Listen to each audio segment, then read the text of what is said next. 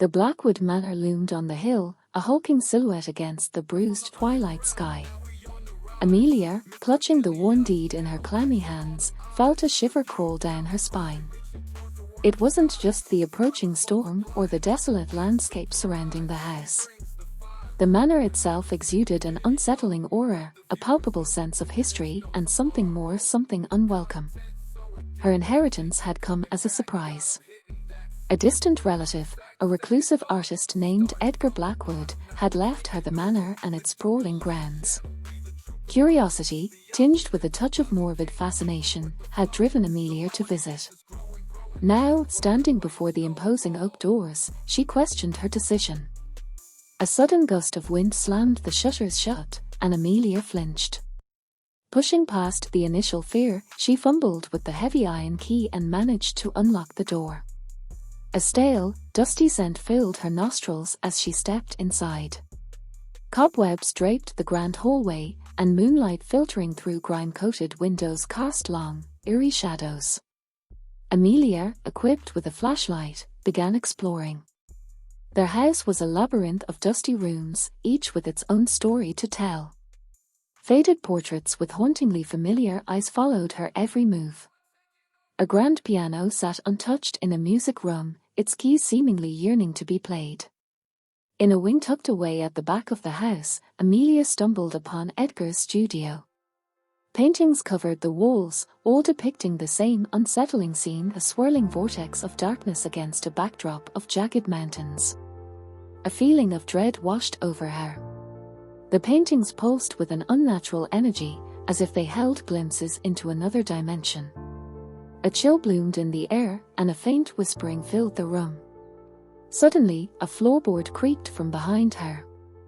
Amelia spun around, heart hammering in her chest, but saw nothing.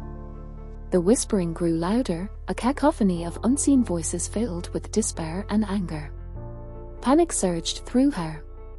She stumbled out of the studio, the floorboards groaning in protest beneath her panicked steps. As she reached the hallway, a figure materialized at the top of the grand staircase.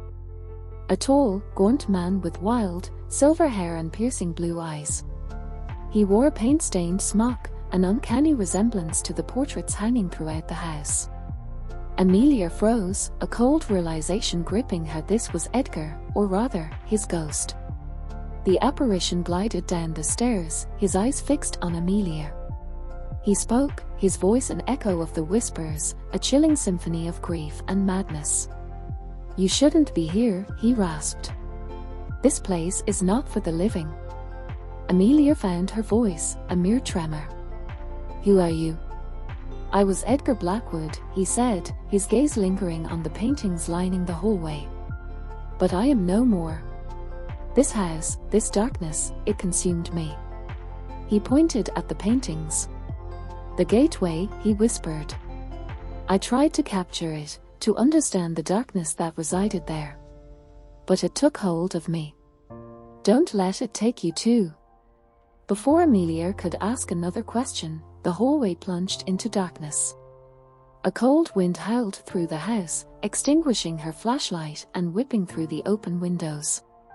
Panic seized her as she stumbled blindly, desperately searching for an exit. Then, as abruptly as it started, the wind died down. A sliver of moonlight peeked through a nearby window, casting an ethereal glow on a single object resting on a pedestal, Edgar's last painting. This one, unlike the others, depicted a man reaching out from the darkness, his face contorted in a silent scream. Amelia stared at the painting, mesmerized by the raw emotion trapped within. Slowly, she realized it wasn't just a painting. It was a portal, radiating an undeniable pull. A sudden memory surfaced, a childhood dream of a swirling darkness whispering promises of power. A dream she had long dismissed as mere fantasy. But now, looking at the painting, at the beckoning figure within, doubt gnawed at her. Perhaps it wasn't just a dream. Perhaps it was a connection, a reason she was drawn to Blackwood Manor. The decision hung heavy in the air. A choice between sanity and the allure of the unknown. Amelia took a deep breath, a cold determination settling in her gut. She stepped closer to the painting, a newfound sense of purpose replacing fear. If Edgar was trapped, perhaps she could help him, perhaps she could close the gateway.